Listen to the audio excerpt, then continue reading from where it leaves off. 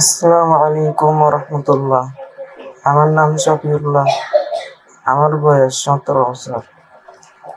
আমি একজন kidney dialysis রোগী। আমি আগে চট্টগ্রামে ডায়ালিসিস নিতাম, এখন কক্সবাজার সোনার বাংলা থেকে নিই।